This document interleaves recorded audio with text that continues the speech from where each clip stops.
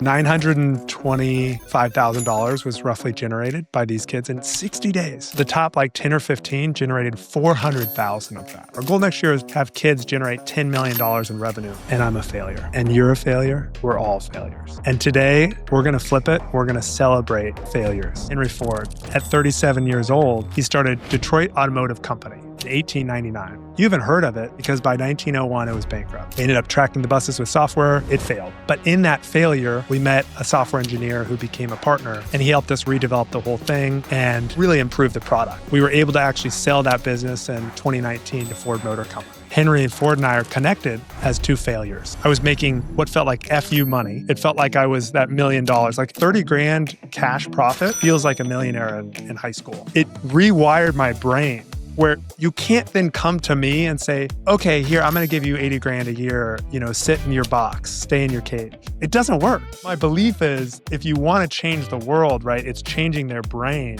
to not have. Flipping with Peter and Pablo. I'm obsessed with the word flipping. It's the name of this book that I want to write. It's what I think about all the time. The only thing that it kind of makes me laugh, maybe it's a good thing, is to flip off in English but part of what we say is to flip people off. Not intentionally in their own minds, right? When they hear this flip of things. If you think about the flipping podcast, what is that? I would immediately think it's turning to new. Because flipping a coin is more common than flip off. Hey, soccer, let's flip a coin. Hey, let's flip a coin, heads or tail. That is the most common ingrained for a native English speaker is to flip the coin, to flip. That's the ingrained one. Flip off is are people really we're not an angry world. People aren't really flip him off. Now, I think of that because my dad would literally flip everyone off on the highway when he was driving. You cut me off. Flip off. My sister thought, this is a true story, when she was 8, she thought that was saying hello to someone. My dad, he should have been born in Argentina. He would be he's just an angry driver. Somebody cuts him off. He'd pull up in front of him, he'd roll down the window. And that meant, and my mom would be stressed. She'd be like, don't do it. They might have a gun. And then, dude, truly, some hillbilly pulls out a gun and just shows it to my dad on the highway. And my dad, I don't remember him ever flipping somebody off after that. We were 10 or 12. Wow. My triplet sister was like, yeah, that's how I think she said, say hello to people. Most would say. You really opened my mind, right? When you're the founder of a business organization we know, when someone said he's a mentor or he's a, Jesus Christ. Yeah, we don't need to go into it right now. I probably think this person is a better human. I think they just have blinders on a few areas where they think they're walk on water and are this wonderful person that I don't agree, right? I did get to hear their personal story, and I was impressed with the level of openness and honesty of for example, saying my kids are on, they're all on antidepressants. It's okay, I hear that as a parent. I'm okay, you failed. You failed to get them in a place where they are comfortable with themselves, the world, discomfort. And now they have to use supplement, right, to numb their entire existence. Okay, you failed. But him communicating that, I was really impressed with, truly. That was okay, wow, this is a human who is. The other thing is I'm reading an amazing book that I won't tell you who, I'll tell you about it later. But the spiral, do you know the spiral, the tiger? It looks so dumb. The logo of going up, that's spiritual consciousness increasing. And if you think about flipping, right, to me, the whole world's focused on the mountaintop. Okay, if I can just get $1 million, I'm on the mountain. If I can just date that really beautiful girl, I'm on top of the mountain. The problem is, when you get to the top of the mountain, you're there for a moment. I got to Everest, cool view, gone, it's over. If you flip the mountain, right, that's consciousness, the spiral that starts with our tiny little view of the world is this big, my little view, and you're widening through failure and suffering, the wider spiral. It's a flipped mountain, right? So then we're in a state of constant calm and peace as we've risen in consciousness. So I think tying that back, I try not to judge people, right? In certain areas, this person is the opposite of a role model. In certain areas, I'm wow, there's not many people that I think will share that, right? Would share my kids are on SSRIs, things like that. But coming back, I was so impressed with your response to say, I look up to people who are, business is down here. Dude, my bookshelf behind me, It literally, the bottom one is business. The next shelf says body. The shelf above that says, what is it? It's like mind. The next one is fiction and future. And the top one is soul. And that's what the books are about. So the top ones, right, are my soul, consciousness, and it's in that order. I did this on my own. I just was going through and I was like, I think it was during COVID. I was like, I want to organize these chaotic books because I want to offer them people or recommend when they're at the house. And I needed an easier way to organize them. And I just put four piles. And I realized these are the piles. I thought, okay, what matters? And it matched your kind of view of life of the stack. Like we think technology stacks, right? Maybe not me because you don't believe in my technology abilities. But the stack is what matters so much. Where do we align the stack in life?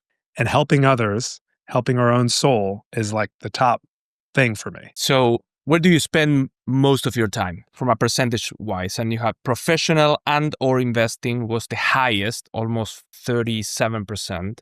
And then you have relationships, family and friends around 28%. Then you have travel, leisure, hobbies, golf, reading, fishing, whatever.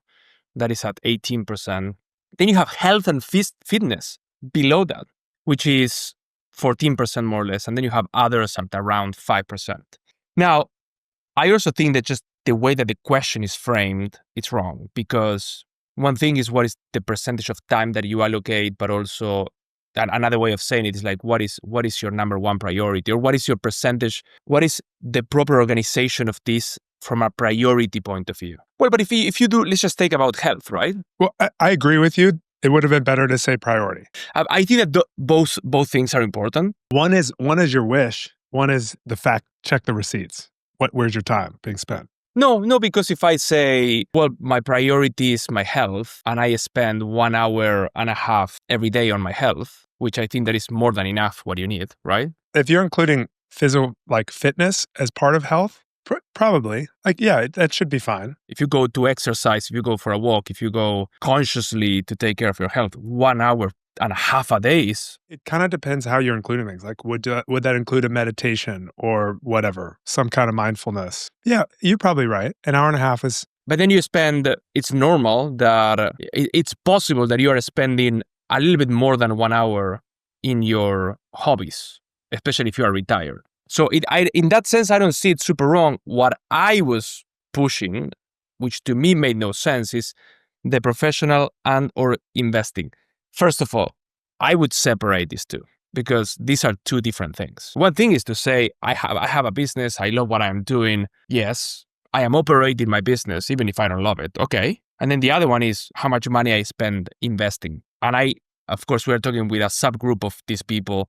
And in this group, almost everyone, it's already exited their business or the day-to-day of the business. So for most of us, or they could, but for most of us, the amount of time that we spend in the business is almost zero. And then you have the investing part, which is that's the part that I push against, because I think that many people, they already crossed this finish line of wealth. They already reached the $10 million, $20 million, $50 million, whatever it's in their mind. They already have, let's call it money, which is an interesting topic that we could discuss at some point. But somehow they're just putting so much time in investing. I would say, I think that makes sense to do that when you have no idea what you are doing and you need to learn about it. That's fair. When you are understanding about yourself to find out what kind of investor am I? I have this money, I need to allocate this money somewhere, somehow, whatever that is, gold buried in your backyard, bonds, stock, cash, VC, PE, real estate, whatever combination.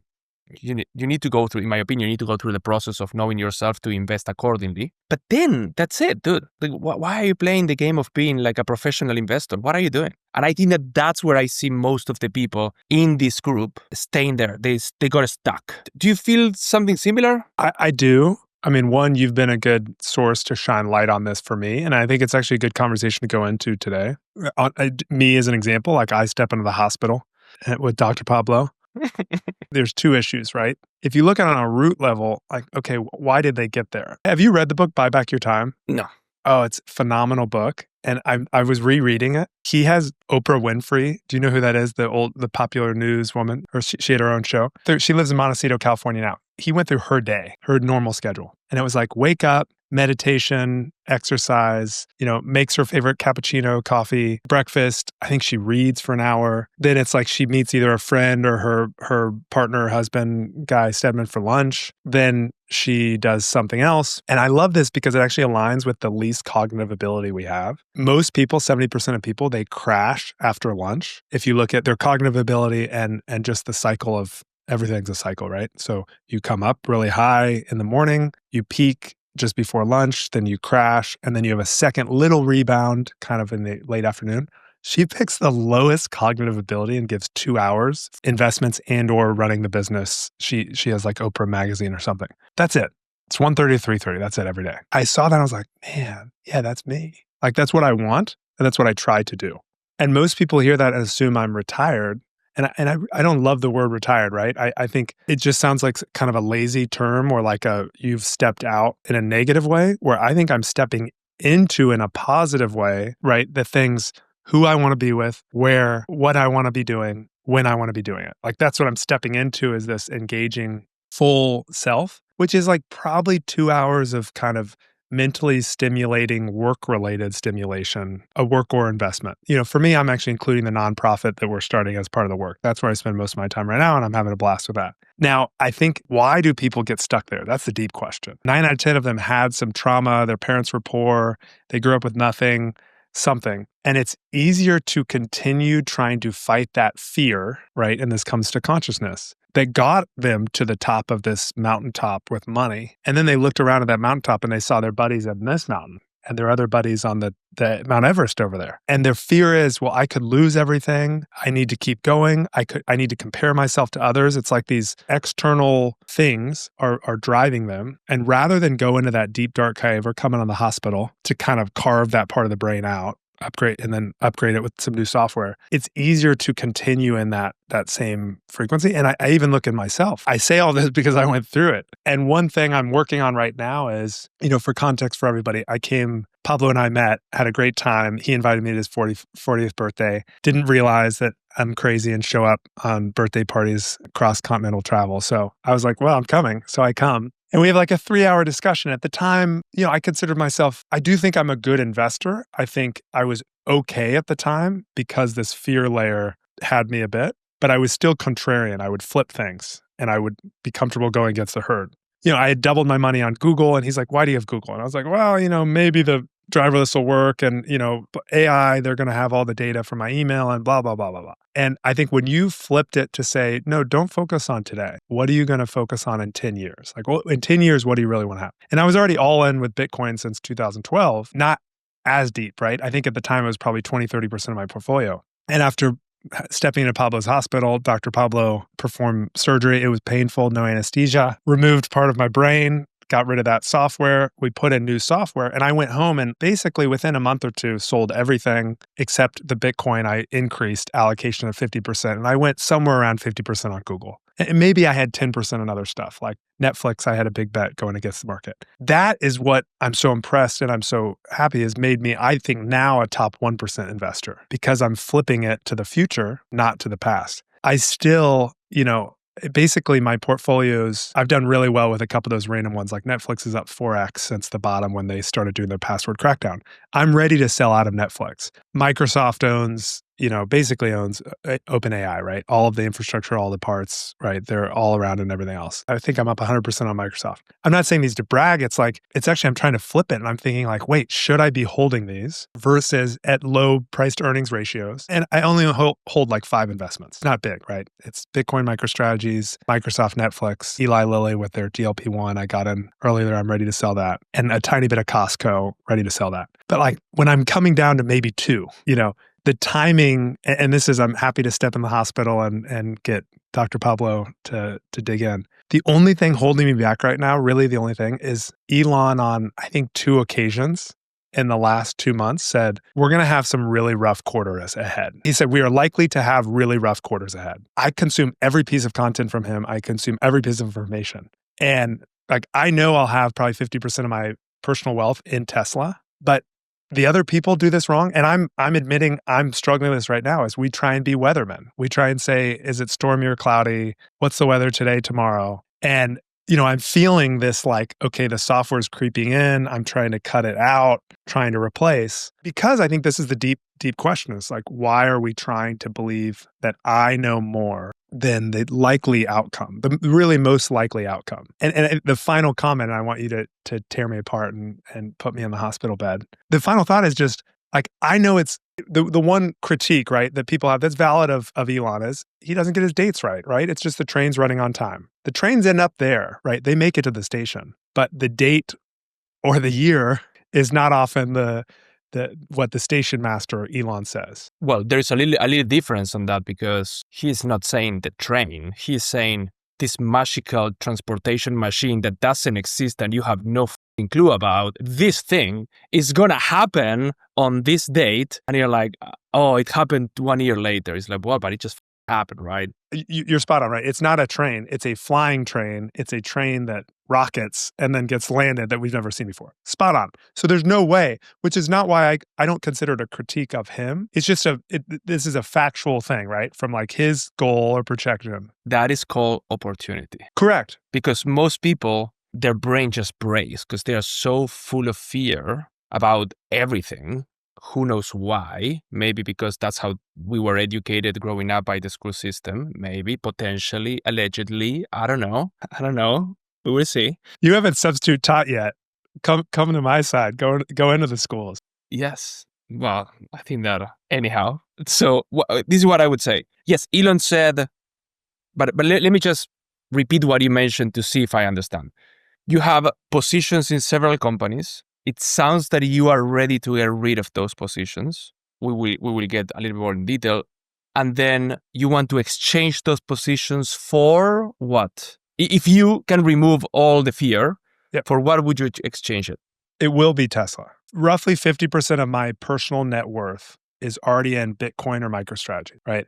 I like that. Let's say that that's 50 to 60% of my current liquid portfolio. I like that. I'm very happy with that. Other 50%, let's use round numbers. It's like 5 assets. It's like Tesla, Microsoft, Netflix, Eli Lilly, which is the GLP-1, the fat drug, and I live in Indianapolis, right? Stop selling Eli Lilly, please. Buy Eli Lilly today, tomorrow. Look, Americans are only getting fatter. Such a proud Indiana boy trying to sell every time. I went to your house one time. I think that you mentioned Eli Lilly 1 trillion times. You're like, and by the way, 75 minutes this direction, that's the factory. I'm like, I don't give a like, what are we talking about? Yeah, it's wild what they can do. Okay, so let's call it like 5. Yeah, Tesla, Netflix, MicroStrategy, Eli, and what else? Ford Motor Company or what? What do you have? No. I have a tiny bit of Costco. For round numbers, say each of those is 10%, right? So I will switch from that into Tesla. That's what I intend to do. My plan. My only thing is, like, I follow it closely, right? So I know because of political shifts, we lose the credits on solar, we lose the credits on the cars, which was the majority of profitability. And my only thing, to your point about people being fearful, people who don't know the rocket ship, the amazing thing that is being built, they're going to see this go from, we've been profitable essentially, for years now, right? And Tesla, they're going to see that switch back to major losses. Now, this is me being a weatherman. I admit that, right? And it's the software that I'm trying to both get out of permanently and let it play. Like I think those two are 2 flowers that I want to continue to water, and I don't need to cut, prune, change. Once I get to this allocation, the fear, right? It's fear in my own brain. It's being a weatherman is, well, all these normies, these sheeple are going to see it go from profit, right? It's probably October is the next earnings call. They're going to see like the start as well as the expectations. They're going to hear Elon say, we went from 50 cars on the road to 150, right? But we have a person in every single one. These are the only things I'm really fighting. The final one is in my Cybertruck, right? I love that they add the camera to the front. But I look at it realistically, like without the camera in the front I don't think it's possible without that extra edge. Like to me, that's the equivalent of LiDAR or radar because it allows the car to see, like you don't have to be in the road. I mean, you saw it coming out of my neighborhood. I don't know. Do you have eyes in the front bumper when you drive? No, I don't. And that then how do you drive? Horribly. No. I'm serious. I'm saying that's why it's You are dangerous. missing a little bit the point. I know. But okay. But okay, wait a second. Let's just go back to see if you can frame this for your admission in the hospital. Okay, the frame, doctor, here's my problem. Dr. Pablo, I will get to 50-50. I have this decision. Should I get there today? Just do it tomorrow. Fridays are the day I look at my investments, only on Fridays. Should I do it tomorrow? That's one option.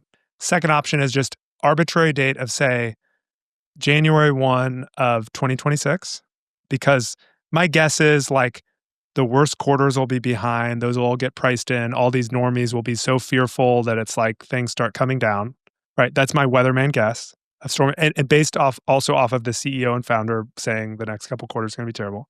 And then probably the worst decision, I always kind of want three options. The worst decision would be, say, and the question is, do I just sell all the stocks now, sit in cash, knowing it's going to be deployed, just waiting for this moment? Kind of like Warren Buffett, right? Wants to sit on a fat stack of cash, so he's feeling confident when he sees a deal. So the deeper question is, and this is the real question, do I want to sit there, sell out of it, which I actually wouldn't have a big problem selling out of those just to have the cash and be like, okay, so should I sell out the cash, do it tomorrow, sell out of the 50%, or 40%, because 10 is already in Tesla.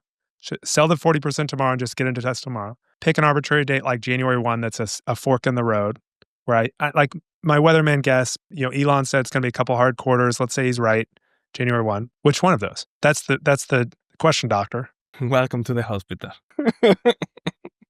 You have been admitted. So let me just repeat to see if I understand. So you have 50% of your investable assets. You are very happy with it. The other 50% is to simplify it, is 5 companies: Tesla, Microsoft, Netflix, Eli, and Costco. Unless, for simplicity, let's just say that it's divided equally in that 50%. So 10% each of your total investable assets. So what you are thinking is, well, eventually what I would really want is to have all that in Tesla. Am I right? Then the question is, when and how do I get there? So you have the option of, you get it done tomorrow at whatever the price is for selling and for buying. You set up an arbitrary day where you make that switch, you sell and you buy. So instead of tomorrow, it can be in 3 months or in 6 months or whenever you say. Or the other one is, you sell everything now. I mean, of course, except Tesla. So you sell the other Microsoft, Netflix, Eli, and Costco, and you just wait for the right time to enter. Is that correct? Is that the problem? Okay. So in my opinion, my investment philosophy is very simple, but very difficult to execute and to get to that point. The philosophy is know yourself and invest accordingly. So I think that Warren knows himself pretty well when it comes to investing, and that's why he's a very successful investor. In addition, that he outlived most investors in the planet. So time in the market means a lot, and he has been playing this game for a very long time. So that's why he's also very successful. Then the reason why I say know yourself is because how do you react? Okay, let me ask you the question, right? When you buy something and that something goes down 5% or 10% in the next days, how do you react to that? If it's a good asset, I don't care at all. Like a house that I plan to hold for 30 years, I don't care at all. Well, but let's not talk about house, because that might be the place that you live. Yes, something like that. Bitcoin, I'm buying all day on the way to the bottom. Okay, good. That particular asset. Great. Okay, no, that's fine. So the bottom line is, you wouldn't care if you let's say pull the trigger tomorrow and then Tesla keeps going down or goes down 10% or 15%. You say that you are going to be fine. 10 or 15%, I'll be fine. I think, let's be specific on Tesla. I do think I'd have, I don't know how much stress I'd have to watch it go from, where is it? Actually, you don't have to tell me the number. Whatever. If it drops by 150 points, like 100. What do you mean 100? Let's say it drops by 40% over the next 6 months. That part, when I feel like that's coming. I may be wrong. It's just a weatherman. That is one that I'm saying as a know myself. Whether it's the software creeping back in, whatever, that is creating anxiety, fear, doubt. Okay. So you think that a 40% down from right now, it's possible? Very likely. I mean, it's very volatile, and I wouldn't say very likely. I do see that as, I think in the next year. Okay. What percentage would you assign a probability for the stock to go down 40% Tesla right now? Yeah. In the next year, I see it. I think it's very likely it's going to go down by 30%. What percentage likelihood? 50% or more. Okay. So let's say in that case, sounds that option 2 and 3 is better, right? Because you're basically timing the market. You think that you have an edge, that you are going to be able to sell shit at the right time and buy shit at the right time in order to capture this extra, whatever, 40% or 80% or whatever that is, right? Yes. Which is bad. Okay. I don't know. Maybe you are. You No. are an incredible timer. No, I'm not. And I think very few are. So what? Okay, wait a second. You said that you are not. So what makes you think that you are right now when you say that it's going to go down? It's likely more than 50%. Like that's very likely that it's going to go down. The CEO's comment. Like the largest reason is honestly Elon's comment.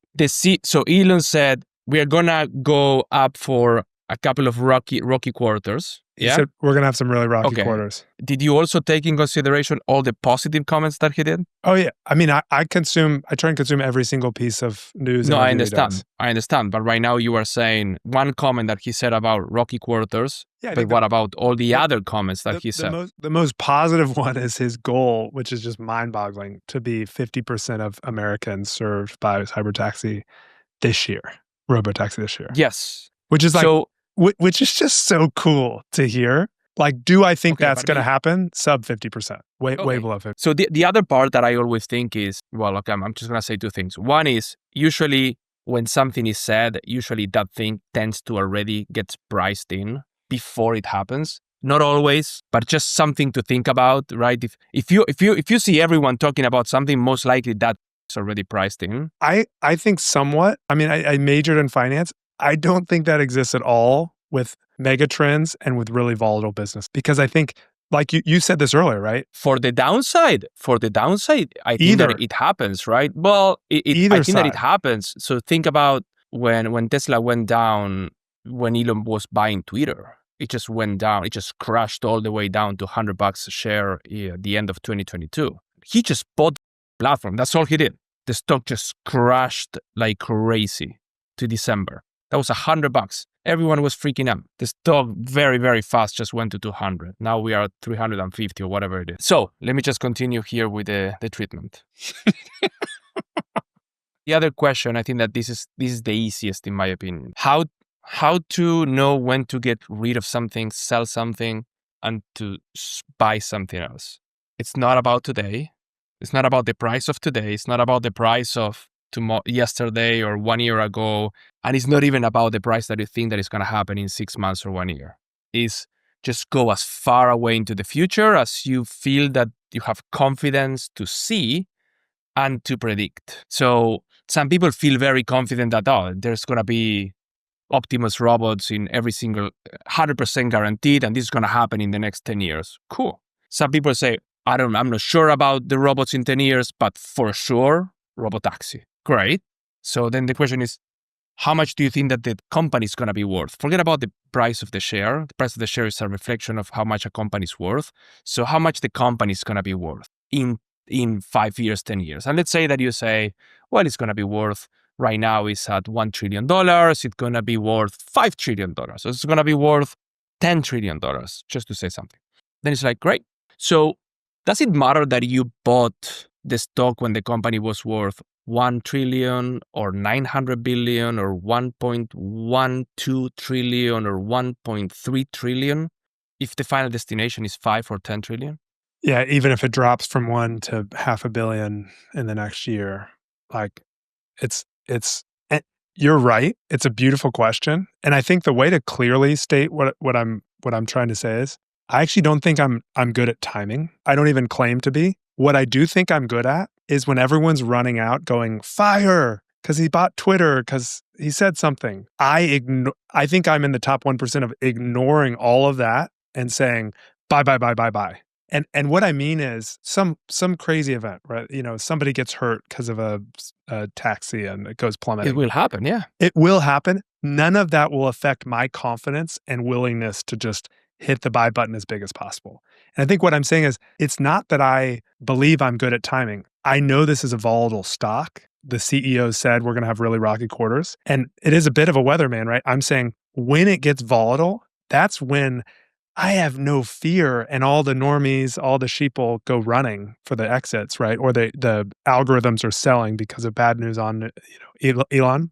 That's just the point that I get excited about entry. Like, I entered when Netflix was literally down here. Like, it was just a falling knife.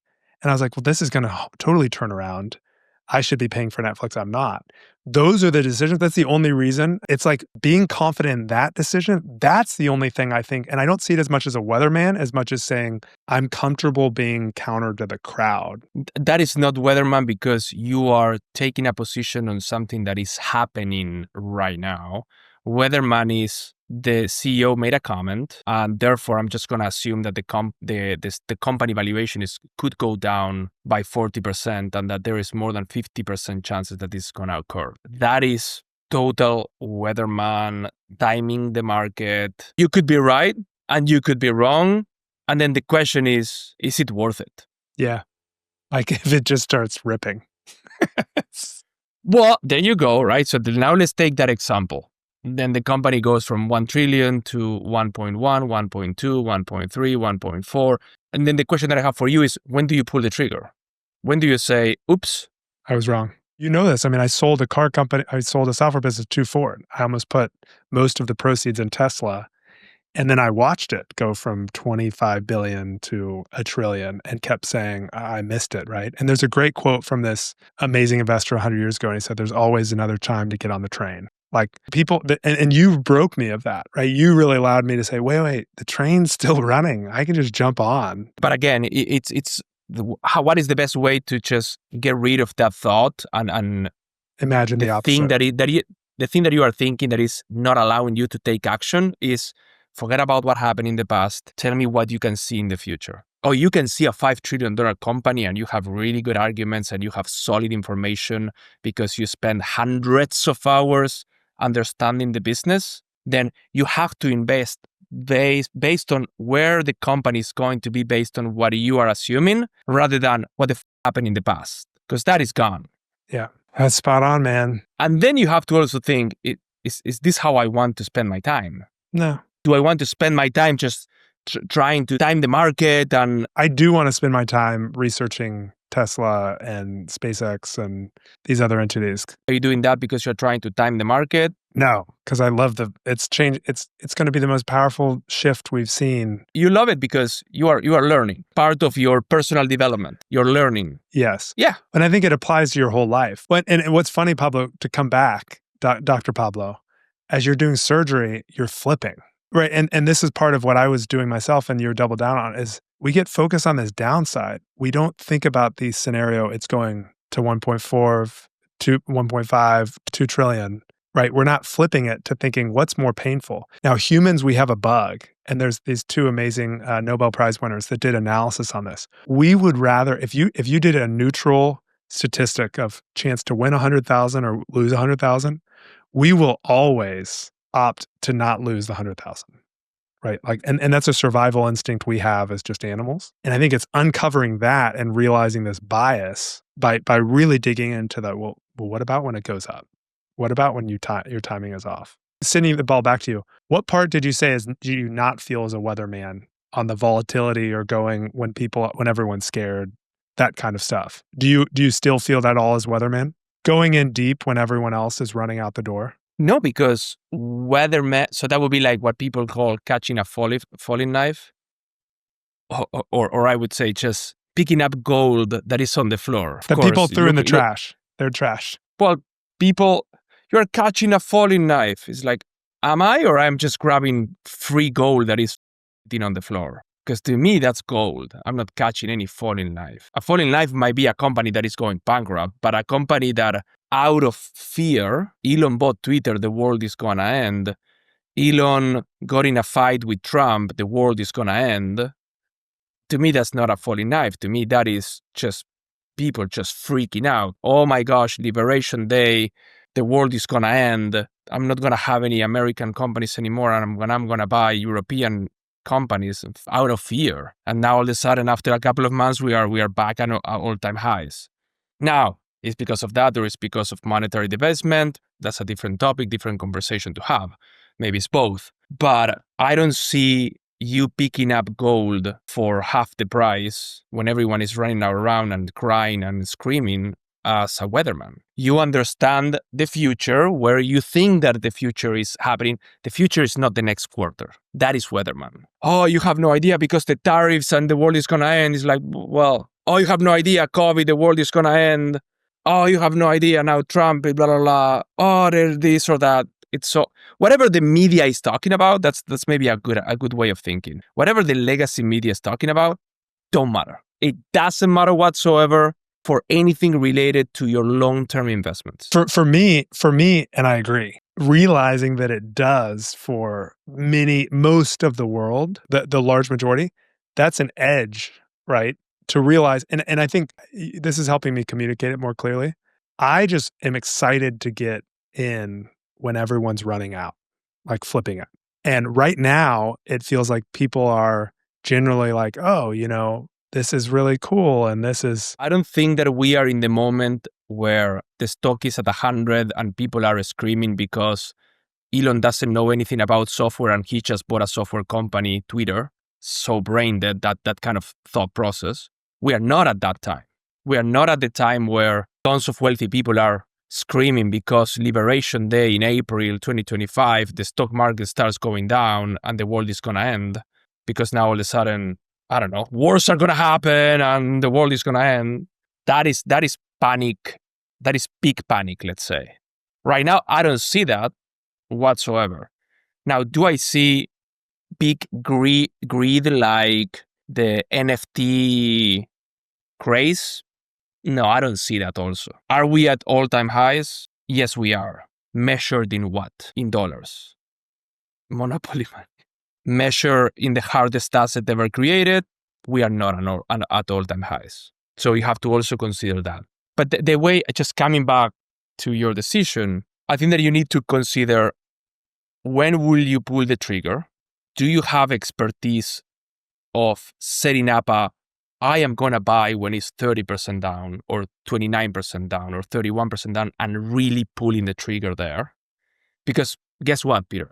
When that stock is down 40%, everyone is fucking crying and everyone is running through the exits and screaming. And if you are a very good investor, most likely you are like this. I'm like, oh, this is going to keep going down. You never know when it rebounds. And knowing Tesla, when it rebounds, it just tears and you don't catch it up. So do you have that coldness to make the decision and pull the trigger? Yes, no. Do you have receipts showing that you have done that you did that in the past? Well, yeah, you bought Netflix, or you bought maybe you bought something else, but you did it. Did you really move 50% of your wealth to do that? Maybe yes, maybe you didn't. I don't know. In that case, it was like 10 to 15% of my wealth on that one trade. And it was at one day. I think that's the part that I am confident in myself. I know myself of. That's where I'm in a different mindset of. It was so but clear. But were you waiting for how much time for that to happen? No. It was just exactly. That's my point. That's my point. You have based on what I'm hearing, you have no expertise waiting for something to happen and then pulling the trigger when that thing happens. You mean versus like new news? Because I'm trying to think. The Netflix thing, it wasn't maybe that day, but it was literally, I saw that their stock had like their record crash in a quarter. Everyone's saying it's toast. I saw one news article that said they're testing password crackdown in Europe or somewhere in the world. I think maybe it was South America. I was like, this makes complete sense. And within a week or two, I just one purchase. Yeah. So that's what I'm saying. You have track record pulling the trigger on something that you were not really following, you were not really considering, you saw an opportunity, you went in, you made a big bet, you won. Great. Do you have the expertise predicting the future and acting in that prediction? I think the one other one that makes sense is like I had a financial goal where I said, if I make this much money, I'm going to stop chasing money. Okay. This is a way to debug our brain, and it's helping me think more clearly. Is it might be something like every time Tesla's down 10%, I buy.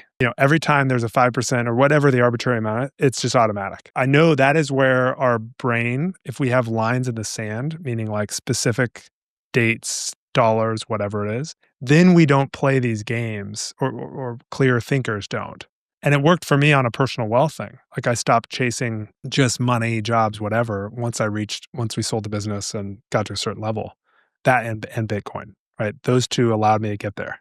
And my brain shifted because I committed to this date and time. I said, whenever it happens, whatever age, this is the new system to operate. So which option feels better to you, not rationally, but from a internal compass, is to just sell everything tomorrow, buy everything tomorrow and forget about it, or to put an arbitrary date and pull the trigger no matter if it's up, no matter if it's down, it just doesn't matter, or just wait with a predetermined up or down to pull the trigger, meaning if it's down X percentage, you pull the trigger, or if it's up X percentage, you pull the trigger?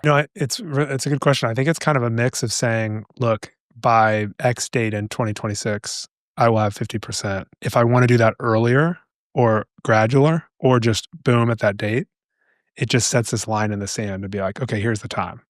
Because I don't want to be a weatherman. But if there are volatility dates, because I might be wrong, right? There may be no volatile dates. It might just kind of teeter around at 1 trillion market cap and then take off some arbitrary date. And if it did that, my whole philosophy is wrong, right?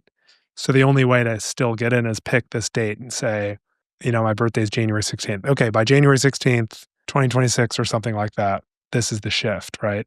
And I think that's their earnings. I think they release earnings in January as well. So then it's like, okay, well, I've given 2 quarters of, was there volatility? Was there something crazy?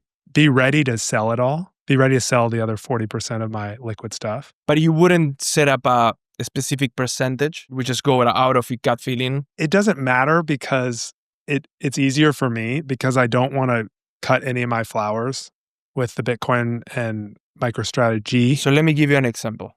The stock goes down, we are in October and it's down from today, it's down 30%. You don't pull the trigger. Oh, I pull the trigger on all of it. The stock is down 20%. You don't pull the trigger? My thought is I would pull the trigger whether it's all or part. Yes, I'm pulling the trigger. With 20%? Yeah. Like maybe it's 20, maybe it's 10. I just start compounding that. Okay, so all I'm saying is it's just so random the way that you have it designed in your head. And which I have seen with myself and with others is that leads to mental drainage, total waste of mental energy. It's a really good challenge. Because you are thinking, oh, okay, what is down today? Oh, today is 2.7. Okay, now we are at 12 point. Okay, I'm just going to keep. Only Fridays, truly.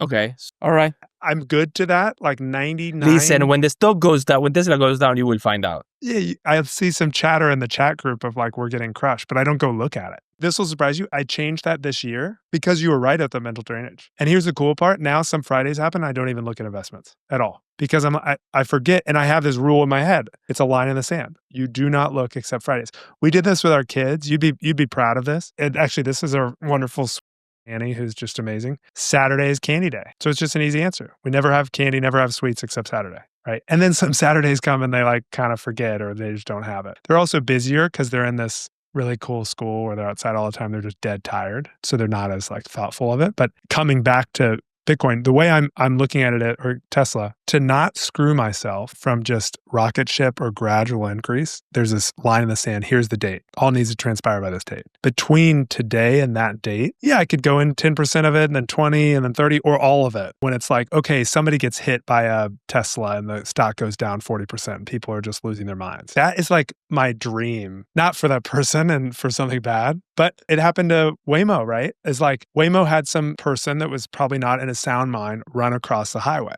And a Waymo hit the person. It's a road in which people are running. The person was hit, right? That does not scare me at all because 44,000 Americans die a year in car accidents, right? There will be consequence. But a lot of these humans that are so fearful and there's one edge case and the news blows it up, which I don't consume, that will just like blow their minds. That may never happen. I hope it never happens for the safety of people. But I think giving myself a 6-month period or whatever and saying, hey, Elon says it's going to be really rocky and volatile. I mean, truly, I didn't come to this thought until our chat now. I don't think that, I am not sure how you would react if the stock, right now you can buy it, I don't know what is the valuation, but let's just say that it's $1 trillion company. How would you react if by January the company is at 1.5 trillion rather than at 700? I'd still buy it. If I set the line in the sand, I'd be like, okay. But I'm not sure how would you feel about that? dude, just remember, I almost put in 50% of my wealth, right? I went from really poor to wealthy, sold a business to Ford Motor Company.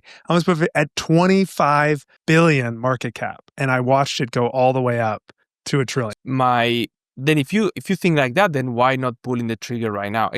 I think that there's still It's poor software. That's all it is. It's a combination of fear and like hearing Elon say we're going to have the next couple quarters will be really rough. when you identify that you have poor software, a bug in your software, what do you do? Try and work on the bug. Try and replace it. Okay, how do you replace it? How would you replace the bug? Dr. Pablo takes a scalpel and just goes through my eye. I don't. You do the surgery yourself. I take Pablo's scalpel, I go straight through my eye and rip it out. I just pass the tool to you. Exactly. Peter, it's time. Here it is. Here's the tool. So how would you do it? You want to change, right? You want to remove it. Me? Ideally, a person should go into the software and upgrade it. Okay, but you? What about you? That's my goal. Can you say it? That's my goal. To change what? Can you say the whole thing? To change being a weatherman. Okay, so how would you change you being a weatherman? I mean, in this case, it's ignoring the CEO's comment and the fear that arises from a year of pain or 6 months of pain because I believe in the long-term upside of it, right? I know they're going to win. I'm very confident in that they will win. It's funny. It's really getting ripped off. Like that's what, when I'm thinking about it. Getting ripped off? Yeah. It's like if you go to a store and you're buying this thing for, $1,000 or $10,000 and you're like, oh man, I just had to look on Amazon and it's $500. That was just dumb. I think it's that kind of feeling when I look at Elon says it's gonna be going down, likely to go down. Elon never said that. So stop saying that. Sorry. Please show me exactly what he said. Let's pull up his exact words. What were his exact words? Yes, please. He said the next quarters, July 2023, 2025, Elon Musk warned that Tesla is likely to face a few rough quarters during the company's second quarter earnings call. The warning came as Tesla announced a steep drop in revenue and profit and faces several significant market challenges. Expiring U.S. tax credits, weak EV demand, transition next generation vehicles, delayed robotaxi rollout, increased competition. The date of that? July 23rd, 2025, earnings call. Despite the short-term struggles, Musk expressed confidence that Tesla's economics would become, quote, very compelling by late 2026 once its robotaxi fleet is deployed at scale. Long-term vision is built on Tesla AI and robotics ambitions, with the market increasing focus on these future prospects rather than the company's current financial performance. Like I listen to every earnings call, the whole thing. Or I try to. I consume all of this stuff. So let's go back to the bug. So, because now we got diverted here. So you identified that being a weatherman is an old software condition or what? I think it's a bug that most of us have, right? That we think we know or we believe in our ability to predict. And you don't want to get ripped off. Yeah, I think that's a part, and it may be different or the same. Is to me, I believe what he says. He's a truth seeker. He shares truth, right? Everything he said makes sense, right? We've got, I think, 50, no more than 100 cars on the road on cybertaxi right now, right? So it's still a very small fleet. I drive almost every day in the latest version, right? It's great, right? My personal belief is the front camera is a really unlocking factor to actually be better than humans, right? Not the same as a human, to be better than humans and to create safe, when you're really just pulling out on roads, there's just this vantage point. Because of that, because of the new Trump bill, because of all the things Elon said, I think he's right. Is there a difference between having a rocky quarter from a financial point of view to what's the price of the stock? Most of the time, yes, that's all tied together. When you have a rocky quarter, people react really harshly on the stock. So when the stock went down massively for Twitter, what was the problem with Tesla? Nothing was wrong with it. There you go. Yeah. I mean, the market's not always rational, right? That's the hard thing. And that's why I want to be in. I mean, I do think now we're probably getting to small, like you've really helped me upgrade on the key part, which I may continue to evolve it. At a minimum, my now rule is like, hey, Elon said 2026, it might be 2027. I don't care. If he's right about what he predicts, right? I want to be fully deployed in the year 2026, right? And there's got to be an arbitrary date, right or wrong, if there's an opportunity. I do like you helping me separate. It's not a weatherman to say, I want an opportunity where everyone's scared because I have. Yeah, that is a different thing. To me, that is a much more but Pablo, that's strong mind and resilient mindset rather than going against the herd and so on. That's a different story than going with the herd. Elon said that it's going to be rough quarters. I'm just going to time the market here. That's what that is going with everyone. So what I want is to be, I don't think most people are listening to Elon. I don't think they're understanding the current dynamics. I am. So I'm using the information he's sharing to say, I think according to him, there's a strong probability that I can use this skill I have, right? This stomach rigor, knowing myself. How do you connect that you have this skill, but then at the same time, you're telling me that this is a bug in your software? Yeah, it's a good question. Try to answer it. I think it's both points. Like, I think, I don't know, let's say 50% of it is me being opportunistic, saying like, hey, here's a chance that I get to use this. I've been working out this muscle, right? I'm doing bicep curls. I'm going to use this muscle. 50% of it's like, I don't want to get ripped off, or I'm scared and fearful because of what Elon said. Like, there's not one driver. There's two drivers here that are contributing to my thought.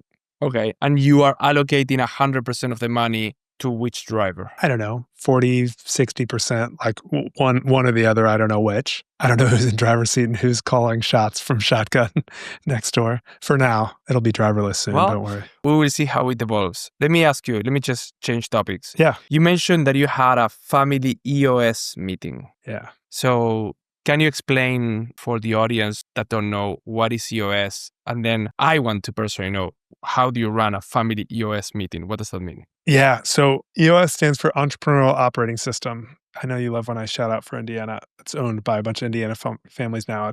It's created by this guy at all the business books. And he said like, okay, let's take that piece of software, this one, put it into one system. So it's a really simple system that if I describe it in one phrase, it's pulling the important but not urgent things to today. Like, most of us won't prioritize something that's important but not urgent. What gets all of our attention? It's called the 4Ds. It's a Dwight Eisenhower, former president's quote. They prioritize what's urgent and important, or just urgent but not important. And we don't do the things that are important but not urgent. So EOS is all about prioritizing that. We did it with this nonprofit high school hustle. It's worked really well. We did kind of forms of it. I wish I did it properly at my software business. I will not be involved with organizations, or my goal is not be involved with organizations that don't use it, because it creates clear thinking. Now, what is an organization? Whether it's a nonprofit, a family, a business, it's just a collection of humans that have a shared goal. That's it, right?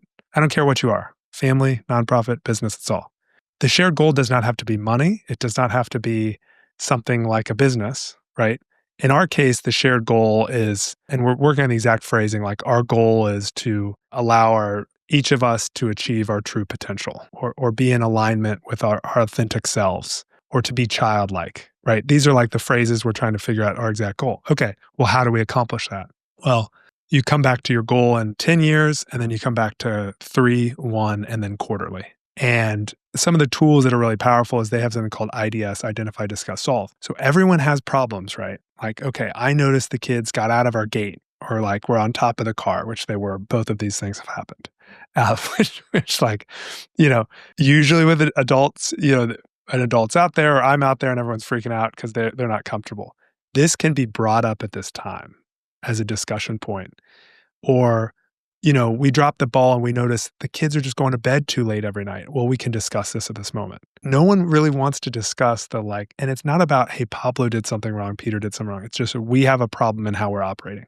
So, that the IDS is one part of it, but you basically set up this whole system. You have your values. So like, what do we value? So let me ask you on that. When you say we, is you and your wife, somebody else? Yeah, great question. So for most EOS in a business, you pay like $10,000 and you do a 2 or 3 day event with your business and your leadership, and you get organized, you go through all this stuff. We did the nonprofit, we did it in 1 day.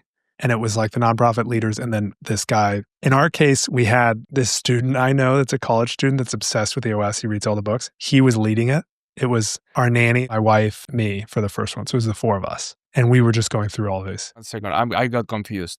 You're talking about the nonprofit and the family separate or what? So business and nonprofit, you typically would have a EOS employee. There's these contractors that they go and coach people on it. That's their full-time job. We did that with a nonprofit. Now, in our family, it was a college student I know that's obsessed with EOS. He thinks he might want to do it professionally.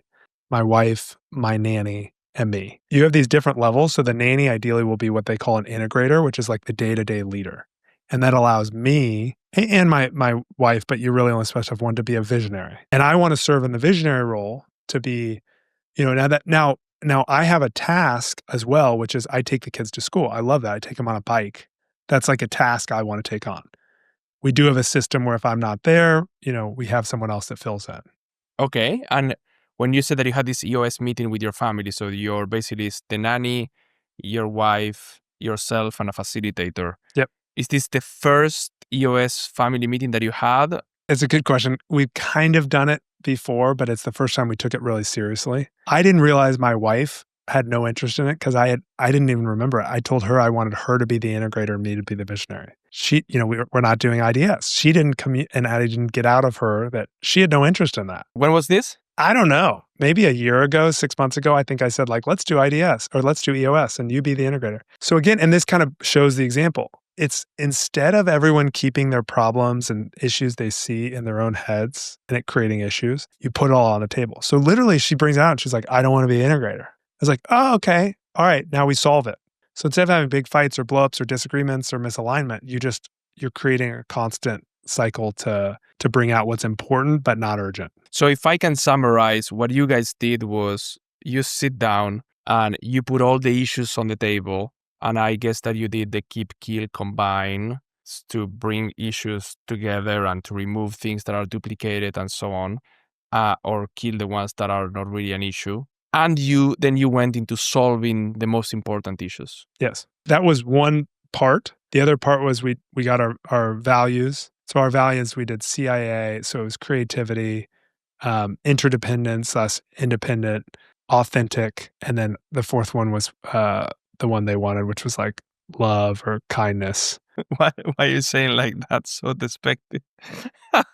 Guy who was leading it was like, well, this is a family. You have to have love and kindness. And my wife was like, no, a lot of families don't. So it's funny because I loved CIA because I can remember that acronym easily, right? Creativity, independence, interdependence, and authentic. And I do agree, right? And you mentioned this, right? You mentioned like in America, we don't give enough. Ever since you said it, every single morning, first thing I say to my kids is I love you and, try and give them a hug and show them that. So maybe it is a good one to have. Love is the last one. So you come up with your values, you come up with and so for example, one of our things was we want to do a year somewhere around the world. And everybody assumes, oh, we'll get to that. And then they wake up and they're 80 years old and they're like, what the hell just happened in this life? So it's being intentional about this is something important. And then you break that goal down. We want to do that in the next 10 years. Now we need to think, okay, in the next 3 years, we need to pick a location. In the next year, let's create a matrix where we can start judging and thinking about different cities or countries. So we talked about all of this during the meeting. How often are you running these meetings? We're going to do every week. On a weekly basis? Yeah. The weekly is just a check-in. Then you do a really intense one every quarter. Okay. Did you do this in your business? No, I wish I did. Okay. I did. Yeah. So I did it in the business. It was incredible. I think I can remember it was in 2020 or 2019. It was incredible because I am, as you, a visionary type, which basically means I just run with things and people can get totally left behind. And I get upset why people are not besides me. What's going on here? And they're like, what's going on? Why is not that obvious what we are doing here? What's wrong with people? So that was awesome. It brought a lot of clarity, a lot of unity. And great tools to solve problems. The whole IDS, the keep, kill, combine, the download, what's working, what's not working, then creating the issues list. That was what are the goals, the rocks, which is the term that they use in EOS. And it was really, really, really good for, I would say, 3 years. Wow. And then it became, how do you call this? Not a problem. It became extra work. It became a stone in our shoes. Wow. Because now it became something that was slowing us down. Wow. Because as an example, and again, this may work very well for humongous companies. We're a small company, right? 20 people. So do I want to put a lot of bureaucracy and a lot Yeah. of formal things and ways to do things, or I just want the speed and people communicating fast, right? So if I have a meeting in a family, it might be different, right? Because I guess that unless you just block a time to IDS, or it happens all the time, and that's the only thing that you're talking about. I think that is the biggest danger in a family. So instead of, okay, wife, okay, husband, let's just sit down and let's dump in the issues list what are the issues and let's IDS, then all of a sudden, every day you are just talking about to-dos and you're talking about issues. And that's what I see as the most common thing, including in my life. So I love the idea of, okay, we're just going to discuss. And of course, if there's something urgent, of course that we are going to tackle this. What I have seen in my company, is that everything or almost everything, unless it's literally the building is burning down, everything gets pushed to the weekly meeting. So everything becomes slower. They have another tool, which is like a feedback tool. You know, this, how do you call it? Performance review. Okay, Peter, you are my employee. You work in my team. We're going to meet every quarter. So I give you feedback. Like, what? Why? Why do I need to wait 3 months to give you feedback? That's so stupid. Yeah. The thing that's interesting we have a lot of similarities. For my relationship, my personal relationship with my wife, she debilitates her to go through this. Like when Pablo gives me something, most of the time, right? And this is why I love you, because you push me on this. 9 out of 10, I'm like, okay, cool, I'll do it. 1 out of 10, I'm like, oof, this feels hard. I probably should do it. And I just go do it. She internalizes it as an attack on her as a good person, as a good wife. So for her, it gives her a chance to say, oh, this is one time a week that I need to prepare for. And this is the place, it's a container that this is where it will happen. Otherwise, we don't do this. I want my house to be relaxed, not focused on improving. I get excited to improve. I love talking about changing. But sorry, she does. Oh, I see what you're saying. You like talking all the time about that. I would do it every hour. She feels that it's an attack. Drains her. It makes sense. I'm just wondering if you are bringing topics about your beautiful ideas of what she needs to do, then it feels like work all the time. It's a good point, right? I'm sure there's ways for me to communicate it better, right? I don't think it's just her to do it. It could be like, let's just do this differently. Like us doing that differently she comes from healthcare industry. They like the same way. They do it the same way for 30 years, right? Give me one example. Like if we have a nanny here helping or somebody here helping at the house, and I might be like on a call or having a conversation with someone. She doesn't do this much anymore, but she would turn to me and be like, hey, will you take the trash out? And it takes me away from a conversation or something I'm doing. And there's someone that we're paying to help with our kids and just take the trash outside. And I don't enjoy that, or that's something that I feel I'm paying for it twice. Right? Or that person's getting paid. Maybe I'm with the kids, like playing with the kids. Just like, hey, can you take the trash out? My thing is, there's a person here who ideally we are paying to do that. Please ask them first, right? Or please request them. I'm always available if there's an emergency. I'm always there to solve a problem, take a kid to a hospital, show up in whatever way. But monotonous, minor things I don't enjoy. I want to focus on the kids, or I want to focus on that nonprofit meeting or business meeting or whatever I'm doing. I hear you, but I don't understand. So this is a topic that you would like to bring anytime, but instead of bringing it anytime because she feels maybe attacked or whatever, you bring it all at once, one day on Fridays or whenever you guys decide to do the EOS meeting. Is that correct? Correct. Okay. So the difference that I see between what you mentioned before, I would do this all the time, to what you just mentioned, to me, I understand her now, because this is a instant request on her to change the way that she does things. And by the way, you are 100% right, in my opinion. Of course. But just to be clear, she doesn't do it as much anymore because we talked about it. But there's still let's say it used to be twice a day, 3 times a day. Now it's 3 times a week. That's fine. So what I'm saying is, then you have other conversations, which I don't think that they need to wait to that moment of that weekly meeting where you are asking her to change. If you have a vision about babe, I am thinking, what if we are ideating with her? I don't think that should wait for the meeting. And I don't think that is stressful, because you are not asking her to change anything. You are just brainstorming about the future. Babe, wouldn't it be cool? What do you think about? What do you think if we do, rather than, because that's a family thing. The other example is, babe, can you stop asking me to throw the garbage? I'm paying for the nanny. Can you stop asking me rather than, hey, babe, what if we start going to this amazing place on Tuesdays for a date? We do that. That's no problem. Her love language is quality time. She'd be like, hell yeah, I'm in. So New ideas of fun things to do, for sure. Vision things she's aligned with. The one other piece is I'm really into these personality types. In Myers-Briggs talk, she's an SJ. SJs are wonderful for society because they're the rock. They are consistent. Wonderful for what? Society. They're the ones that show up same day, every day, doing the same kind of job. And they will be fulfilled through that work. That is not me, right? I'm intuitive, right? So I'm off the charts on the intuitive. So I'm just thinking about systems and how to change them and shift them. That gives me energy. That reduces energy for most SJs because it's shifting, right? Positive or negative.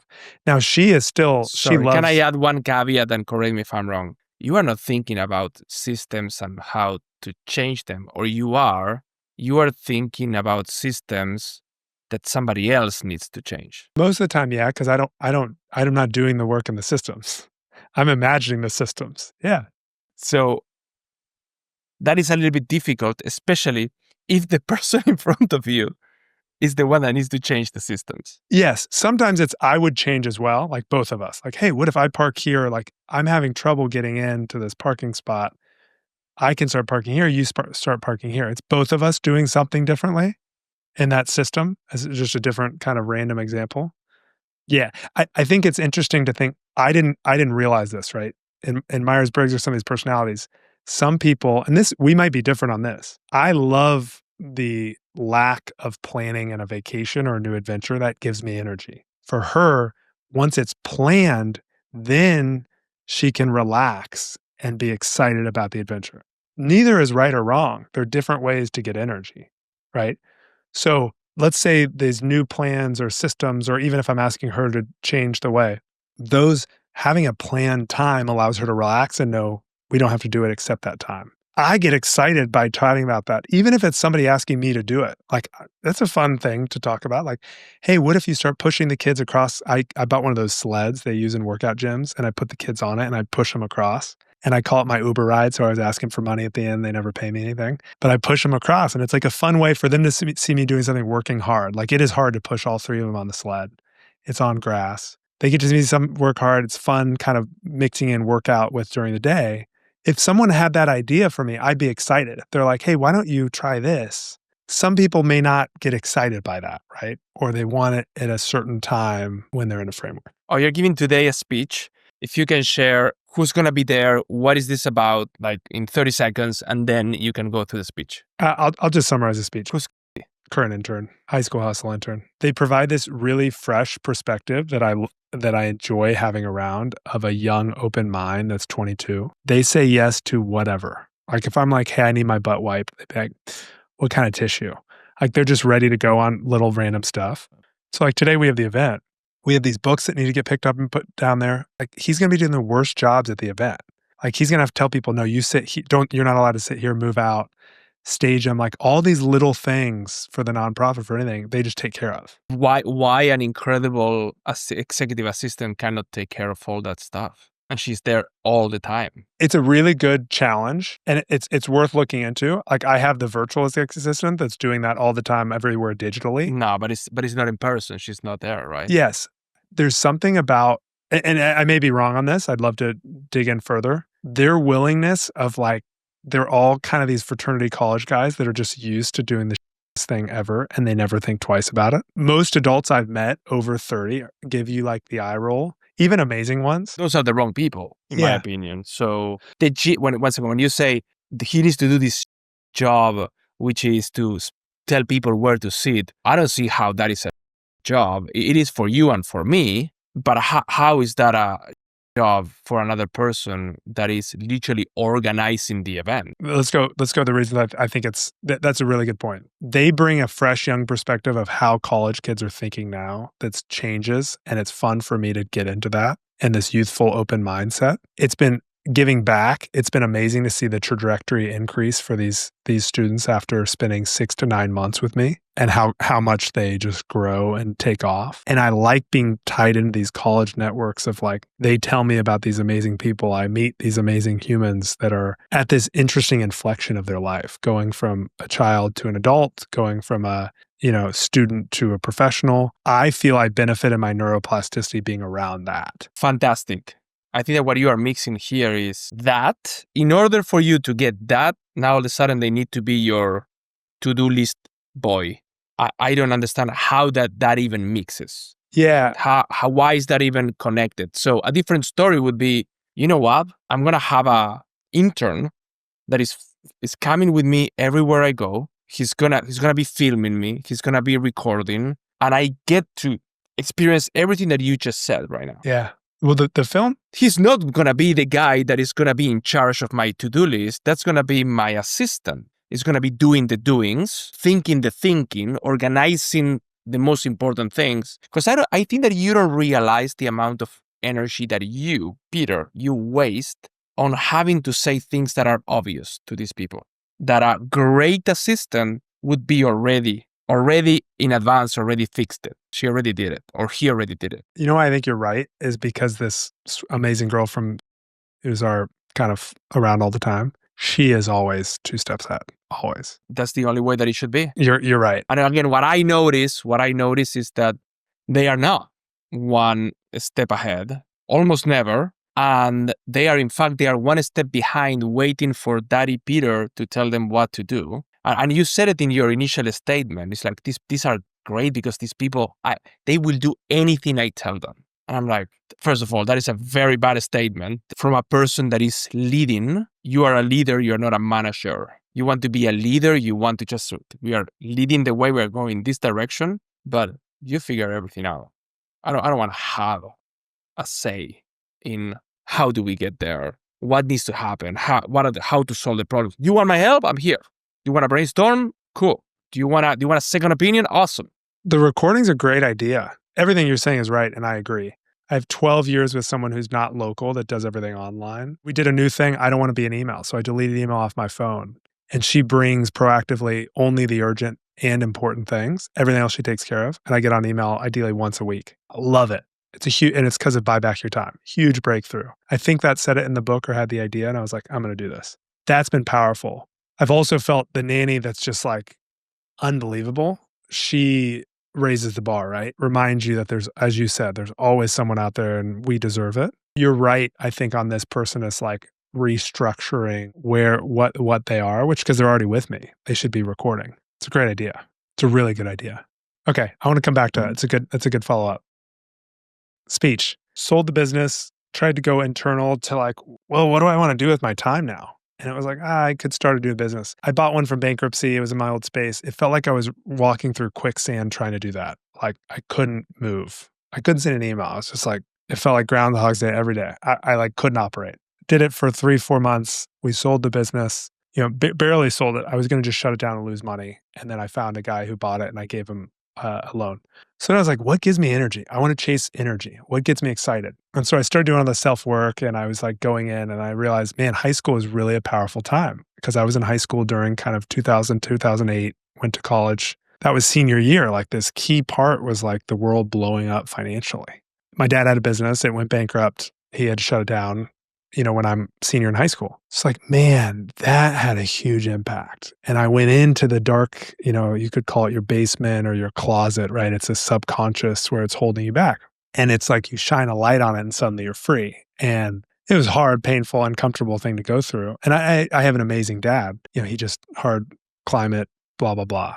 Lots there. So I worked through that and I realized, man, how cool would it be if I had a program in high school that helped me flex this muscle and see this path to create my own independence, even if the whole world's financially falling apart. And it will make me think more clear and free and, open-minded if I can go make a couple grand on my own. In my case, I made $30,000 profit. So did my partner throwing dance parties. I link up with this amazing dude who sold a few software businesses and we create this high school hustle. It was just our ideas on a napkin. So we both donated money. We hired an amazing 28-year-old, like you said, always a step ahead. He's just kills it. He is our day-to-day executive director. It's his job. He declined us on the job. He's like, no, I'm going to go be a real estate developer. No, he just kept saying no to doing the job. Finally, he took the job. He's very religiously inclined. So he's praying on it, finally said, okay, God wants me to do this. So he joins and we're just making this stuff up. Like I'm kind of expecting it to fail. Just like everything I start, you just realize it is a good shot. It's going to fail. Fast forward all of that to today. We have an event. We had 2,100 kids across the state of Indiana sign up. One full-time employee, this guy Hunter. 2,100 kids sign up, of which let's say 500 made money. They made $100, $400. The top 100 or so kids competed in our first competition. So the first January to May, they just tried to go make some money. Just learn something. Cut a lawn, do nail polish for girl or guy, whatever it is. Just do something. Then find your favorite one to do and don't take a summer job. Be the summer job. Create your own job, your own hustle. So June 1 to August 1, you pick your best hustle and you do it. So we had like a couple 100 kids, 150 kids really involved in the hustle. I don't think I've asked you this. Guess how much revenue they generated in 60 days? The like top, let's call it 100 kids. So $925,000 was roughly generated by these kids in 60 days. This is the mind-blowing one I didn't know. So of which the top like 10 or 15 generated 400,000 of that, right? These high school students, 400,000. So we're like, all right, let's throw a big event, invite their parents, like honor them and this cool stuff. Oh, by the way, the big motivation for this summer competition is we're going to give them $100,000. Top 10 kids get 10 grand each. So we give away 100,000. We've got 350 people that signed up to come. Teachers, parents, students, donors. How many everybody. people? 350. 350. I got this random idea of like, wait, why don't we match the best kids with the current best business people? So we reached out. A lot of them don't, we had 100,000 donated by top business people that gave $5,000 to $10,000. And so we invited them and we said, hey, as part of a thank you, we're going to do a VIP hour with the governor and, our top business people / donors with the top 10 or 15 students. And it's going to be a speed dating meet each other. So it's like little Pablo's 16. He's going to meet 46-year-old Pablo, and you're going to connect at this age, similar to how you already met them. So we're doing that at 4 to 4:30, and then 4:45 to 6 is like basically honor the 10. They don't know that they won. They just know they're in contention. But they know that they're going to do the speed dating, so they know that they won. They know we're giving all 15. We're bringing 15. So they know they're in contention. From those 15, they don't know who are the 10? Got it. During the summer competition, this was really important to me. We don't show you where you are on the leaderboard. We show you who's who's above and who's below. That's it. Got it. So you know who's That's on your cool. heels and you know who's at. So they're going to go to this VIP. They get to meet whether or not they get the money. Then we're going to give away 100,000 to 10 different students. We're going to honor all the students, some of the mentors, talk about our goal next year. Our goal next year is to have kids generate $10 million in revenue next summer and to expand to like five states or nationwide, depending on the locations. And Next year? Next year, yeah, in 2026. So we're launching all of this. And the speech, I was like, well, what do I want to say? I don't want to be boring. It's got to be sub 2 or 3 minutes. And it's like, what's the point that's important? And it comes back to flipping. So instead of talking about you did great and congratulations and you're the future, blah, blah, blah, yawn, yawn, yawn, boring, I'm asleep. Right? Throw it all away. And thanks to Pablo already contributing, I'm going to come and say, I'm Peter. I'm a failure and you're a failure. We're all failures. And today we're going to flip it. We're going to celebrate failures. And I'm going to give you 2 short stories on failures. The first story is about Henry Ford, who at 13 started fixing washes as a hustle. By 16, dropped out of high school because he was dyslexic and struggled. And then at 37 years old, he started Detroit Automotive Company in 1899. You haven't heard of it because by 1901, it was bankrupt. It completely failed. But he learned an important lesson. You can't sell high-priced cars and give low-quality cars. And he thought, what if I flipped it? What if I provided the lowest cost cars available to anyone? Well, he had to think creatively. And that's how he came up with the assembly line to do it faster and better. And forever, cars and manufacturing were changed because of Henry Ford. He then developed Ford Motor Company in 1904. And in 1908, it was the assembly line of Model T. That was the success, but nobody remembers Detroit Automotive Company. The second story on a failure is yours truly, Peter. I'm 37 years old today, but back when I was 16 and younger, I had tried every hustle: lemonade stands, selling tickets, cleaning golf balls. Failure, failure, failure. By high school, I had dozens of failures in my hustle experiences.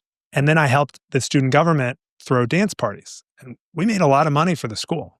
So I thought, why don't I try this on my own? And a partner and I threw our dance party. I put my life savings of $1,000 up to rent a gym. And we started flyering to try and get kids there. And we had a lot of fear that we would have no one show up and we'd be failures. But guess what? Over 1,000 kids showed up and we made $5,000 profit on this first event. And it was a huge unlock in my mind that when you get over that fear of failure, you can do some really cool stuff. This led to college when I was a student and in student government, and we wanted to track the buses in the cold Indiana University's winters. We ended up tracking the buses with software, trying to create software. It failed. But in that failure, we met a software engineer who became a partner, and he helped us redevelop the whole thing and really improve the product. So I went to a full-time job. I quit. Again, failure. 1 year into the job when everyone stays 2 years. Moved into grandma's house. Failure, right? Took this path that everyone says, what's he doing? And went full-time on the business. We were able to actually sell that business in 2019 to Ford Motor Company. And Henry and Ford and I are connected as two failures. The important thing to realize is these failures are like gold. Collect them, stack them, because they create your muscle. And as you get a stronger muscle to not have the failure, fear of failure, you're going to be able to change the world in any way you can imagine. Oh, I love it. That was amazing. That was awesome. If I can share one thing that I would add is just say how much you sold the business for. The number? 100%. So it's funny. The high school hustle intern did the first draft. He included it. My only thing is there's two challenges. One, I'm not supposed to, per our contract, say it. Now, if anybody Googles, they can find a public document where we had to ask for the money we were owed, and so had to get lawyers involved. So it's out there public. I don't know if that changes it. Let me ask you about it. When a public company buys another company, that number gets disclosed. Only if it's over. No, only if it's over. It's either $70 or $100 million. Like I'm not uncomfortable to share it. There's whatever. No, I understand that. Maybe you don't want to share that, but maybe I would maybe just create much more of a mic drop moment. You know that at the beginning you pause it a little bit more, because that's when you bring the two stories together. Even you say it, but if you just pace it a little bit more, a little bit longer, and by this date I sold the business to Ford Motor Company, because that's the first time that you're mentioning Ford Motor Company before. Yeah. After you mention it, yes, that's what. So give a space. We sold the business. 2 Ford Motor Companies, and maybe you can say and something like I had the event where I became financially independent or something like that. If you don't want to say the number, but I think that it's important for kids. Just imagine they are 16, 15, whatever. In their mind, $1 million is impossible for 99 of them. And when you are saying that you made whatever, 10 million, 20 million, 50 million, I don't know, the company sold for whatever. Again, if you cannot disclose that number, then don't do it. But at least saying that you became financially independent or whatever, I think that would also create a little bit more, I don't know, just a comment. No, just a comment. But if not, just leave more space for the punch of connecting Peter with Ford. I'm going to say I love it. That was great. That was a great speech. I can prove that communism will always fail. How do you know that? Maybe this time it's going to be different. In a way that other people will actually get. Like in a way you could go tell your grandmother. Your countryman, Vilfredo Pareto's principle, he realized, do you know the two examples when he realized 80-20 rule? I don't remember. It was he's an Italian, in Italy, he's Italian. It was the pea pods, the most productive 20% created 80% of total pea pods. Then he noticed 20% of families owned 80% of the farmland in Italy. And he realized, right, what is communism, right? You think CCP, the old phrase is, you need to cut the wheat. You don't want one that's taller than the others. It's trying to artificially make them the same. And what I've seen even in these students is, now we have two goals, right? The mission is to awaken the next generation of entrepreneurs. And there's really two parts of that awakening. One is the scared little kid, just go and help him make $100 or 1,000, his free. The other piece is taking the kid, the Pablo that's already making $5,000 and help him make 50. Start hiring employees, right? There's two different kind of components that we notice the most power. But those kids who are $5,000 making 50, they are unbelievable. I mean, you met one of our 10 winners. He raised $775,000, including investors like you and me. Unbelievable. They are the example of 80-20 rule and Vilfredo Pareto, and they are the opposite of the communists, which they want equal outcome. You don't want someone rising above, right? We need to cut everything off to be the same height. That's the clear explanation that just clicked in my head, right? Of this example of why is America so incredible? Well, it's because we push up that 20%. We push up these students, these men and women that are going to go change the world. We don't try and fight the fact that they are the crazy producers. Now, the ultimate irony in all of this is many of them are suffering from childhood, being poor, trouble, whatever it is, but they're feeding the capitalistic machine, which we all benefit from. But they're actually just as much a slave as the lowest level person in the company because they're driven by this need to go deliver for the machine. It's a kind of a separate topic, but it's so funny that America says, hey, Pablo, you're a 17-year-old and you just made $5,000. Let's make you $50,000. Let's help you do it. And then by the time you're 40, you're making $50 million. Like we're just like lifting that up. And that's why we can progress so rapidly as a society. And that's why communism will always fail. And are you going to share that in the event, or what are you going to do? No. Part of my belief is, the thing excites me most is if you can take a kid that's never made a dollar, never thought because he's never asked questions in school, right? Has parents always telling them what to do. And you can open their mind to say, oh my gosh, I see this is someone's problem. I see it as an opportunity. I'm going to turn it as a chance to make $10,000 this summer. My belief is they will be very hard to brainwash with poor philosophies, psychology, bad jobs, bad bosses, because they've been broken. I was broken as an employee at 17 years old, 18 years old during the dance parties because I was having fun. I was making what felt like FU money, right? It felt like I was that $1 million, like $30,000 cash profit feels like a millionaire in high school, especially when I had nothing and I could suddenly take my girlfriend on dates. I paid for a trip to Europe. I paid for all of my expenses through college. My grandparents were super generous and set aside money for the tuition. So I was set. It rewired my brain where you can't then come to me and say, okay, here, I'm going to give you $80,000 a year, sit in your box, stay in your cage. It doesn't work. You can't, it doesn't.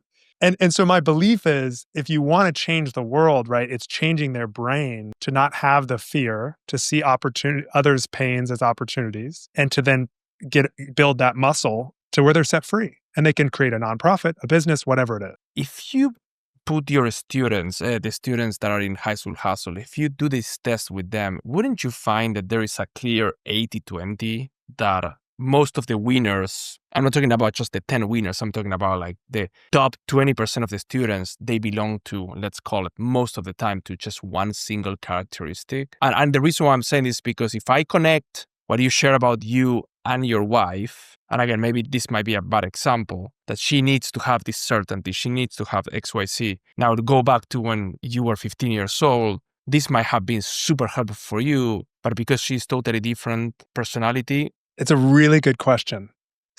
And this is where I try and release my judgment. So my roommate in college is the exact opposite of me. Guess what profit he made in high school? Guess what he came to college with profit? He cut lawns. A lot of money. $30,000. And my wife are the same personality, same Myers-Briggs type.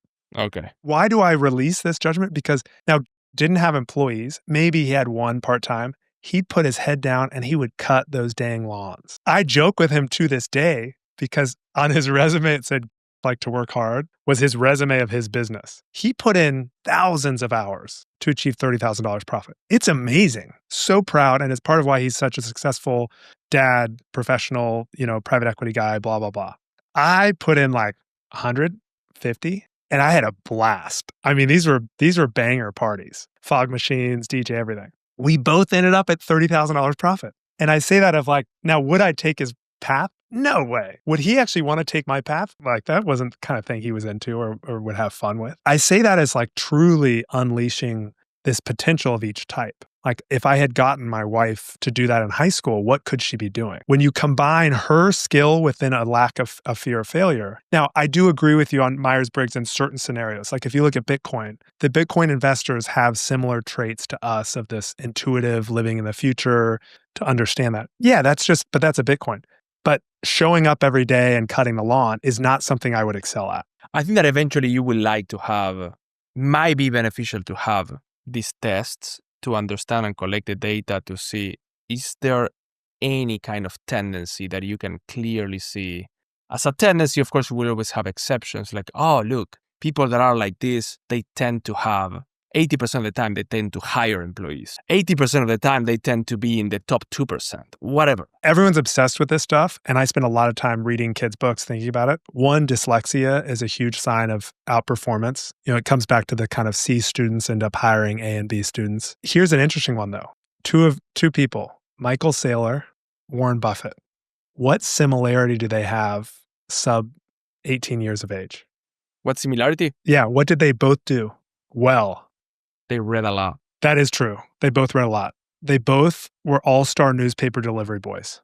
Michael Saylor was, and it was in the podcast. Number 2. Dayton, Ohio, number 2. His mom thought he should be number 1 delivery boy. Warren Buffett uses it as his prime example of running his delivery route. And I look at that and I think, wait a minute, this is a great equalizer. Like give kids the opportunity of, and we're looking next year of rolling out, we call them newspaper business models, plug and play where they still have to sell their business, deliver the product, and collect money, but we at least help them have a basis like the newspaper routes. I don't know the story of Warren, but Michael Saylor, what he mentioned in that podcast that was really game changer for him is that his mother just believed that he was the GOAT. That he was just gonna change the world, and I think that created a very, very deep imprint in his psyche or in his beliefs. That is like, okay, that might be one of the reasons why he didn't give up in 2020 and just close the business and distribute the money to the shareholders. You're right. And a dream without execution is a delusion, right? So her dream would have just been a delusion had he not started to execute both for himself and maybe for her, maybe not, by something like becoming the number 2 newspaper delivery boy in Dayton, Ohio at 16 years old. Yeah, but what I'm saying is, and this now goes to parenting, and this might be just one example of one person, I just happen to believe, this is just my belief, that we run a lot with our limiting beliefs or our expansive beliefs, positive beliefs, and we as parents, we as society, we get to make a big dent in those beliefs in early childhood. So much better to fake it until they make it rather than projecting our own insecurities, our own failures, the things that we gave up. That's to me a real failure, even though society calls failures to things that, oh, you just lost the first quarter. That's a failure, right? It's like, well, it would be a failure if I give up after the first quarter. No, I'm just going to keep going. The game is not over. I love all of that. And I think tying this back to the high school hustle a little bit, a kid may not have that. They don't have parents. They're adopted, whatever. So part of this, what we're trying to do is through the high school system, have business owners raise their hands to say, I would be a mentor, kind of like Big Brothers, Big Sisters, but it's a business mentor. And so then we have a pool of mentors that are graduates of high school, parents of high school, whatever. So then Pablo may have kids that are not going to happen, just, whatever, have zero interest in business at all or making money or anything. Dr. Patrick goes after this and he sees this feisty young kid, Pablo, that's so hungry, reminds him of himself. They build a special bond and relationship. So how did that happen? Well, when I bought my house, a 16-year-old showed up to cut my lawn. My quotes were all like $200 a week. I got a tough lawn to cut. He offers you $50. I'm like, heck yeah, do it. 16. Yesterday, this 16-year-old is now 24. He just bought a restaurant that does $2.5 million in revenue and about $450,000 in profit. 20 employees, some of whom have been there over 20 years working at the restaurant. And he's only 24 and he's now the boss, right? I believe in him. I introduced him to a bunch of investors. I invested in him along with a group. He raised the money to buy the business.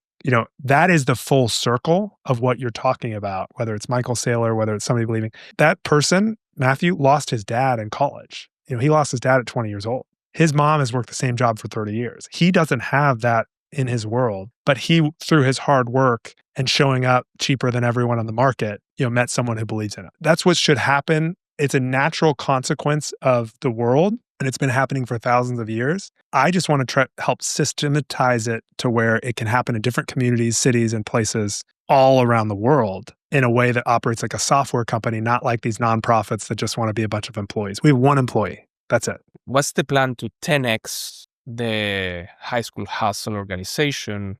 Because that's what you want to do, right? You want to 10x, go from $1 million revenue to 10 million revenue. What's the plan? Yeah, so we did EOS and it was really helpful because he's amazing and he really leans into like, okay, let's just go. And I was like, well, how are we going to spread across the country? He's like, let's just send. And I was like, dude, he can only go to one high school a day because lunches are only one per day. And I was like, and it's hard to get in. Like these high schools, because of guns and threats and pedophiles, like they make it very hard to get in. Like it really is. And that's a good thing. I don't think it's bad to prevent people from in. I'm excited to have you tear it apart because I've thought a lot about this, and it's really only two things. Which are? We call it newspaper models, which are like business models like the newspaper.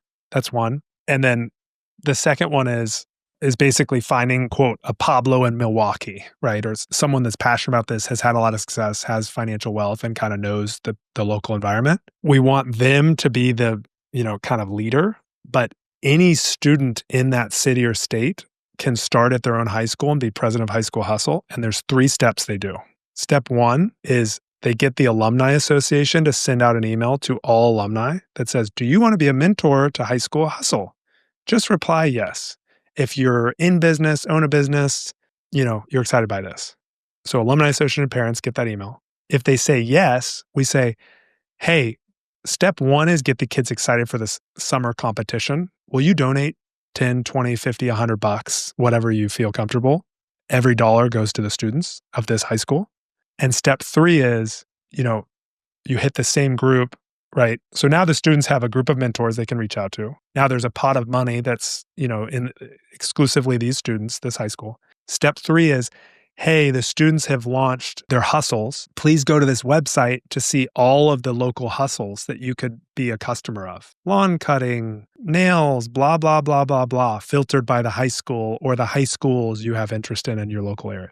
And all of this we do through software as if we're a software company, professional services. That's how we launch with the Pablo in Milwaukee or wherever, and so that's one app. The other piece is like, so the newspaper models, this is the idea I get excited about, is there's so many people kind of like Amazon sellers that are like, some of them are really good at business or they've hacked something, but they haven't built like teams. And it's probably less, actually you're an exception, but many Amazon people are like that. Well, there are a lot of these influencers on YouTube that literally just like have a business where they, let's say they're dryer vent cleaners. And they decide, I'm going to record every dryer vent I do and put it on YouTube. Well, they're now the number 1 source on all of YouTube for dryer vent cleaning. Like they have thousands of videos and they have 500,000 followers, blah, blah, blah. These guys are generally terrible about business, like horrible. They make like $100,000. They might have 3 employees. They're working their butts off. They just tell their employees record every video and they have, they do like mediocre edit job and throw it up. Well, I met with one in Nashville just to learn about what he does. Really cool guy, hardworking, but just like my High School Hustle kids have more business sense. He just kind of stumbled into luck. Really great guy again. And I asked him, I was like, what's your big goal? You have a question? Go ahead. Yes, the question is this kind of influencer, right? Dryer cleaner influencer or hustle influencer. You are saying they're not very good business people. So would you say that their skill is to be an influencer? I think it's just luck because they started doing it 10 years ago. And so now the algorithm, anytime, like the algorithm just sees them. If I search dryer vent cleaning, they're up because of their channel and their 10 years and the content and the amount they've put up and blah, blah, blah. I'm not an influencer. I don't know this stuff well enough because I'm saying it's not like a hot girl that's just really attractive. Are they a guru? Yes, most of the time they are. So that's the answer, most likely. The answer could be that most likely they are way better at being an influencer and making money like that, selling their courses or whatever, private sessions. A couple examples I've seen, they're not good at that. So They're not good at anything. this guy, he's really good at dryer event businesses. He's amazing at it. He's amazing at dryer events, right? And he's got a 5-person team, and he has a dryer event business. So what is the bad thing about that? You make $100,000 a year, and you've got $150,000 tops, and you're working really hard, and you've got. So here, let me expand. This will give you more context. I ask him, "What's your dream in 5 years?" He goes, "Well, I started this new consulting business where I teach people to start their own dryer event business." Okay, cool. Shocking. How much do you charge them? Selling their course. Guess how much he charges? Well, if he's smart, he would be charging a lot. If not, a lot. I mean, he would be charging a good amount. What's a good Most amount? likely I don't even know the business, so I cannot say, to be honest. $5,000 for the first To do year. what? To teach you to go from, I just got out of jail, or I'm, unemployed, or I want to just start this. There you go. Well, that's exactly what I said before. Their business become teaching you how to do the thing that they don't do anymore and they suck. Yeah. But they become very good verbalizers, very, very good communicators about that. By the way, that's why we are selling our course of how to be a professional podcaster.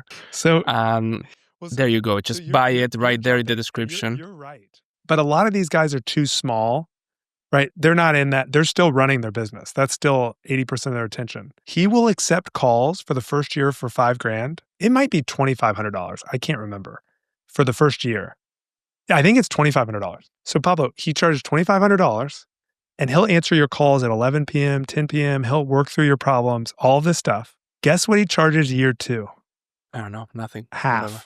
He cuts his rate in half.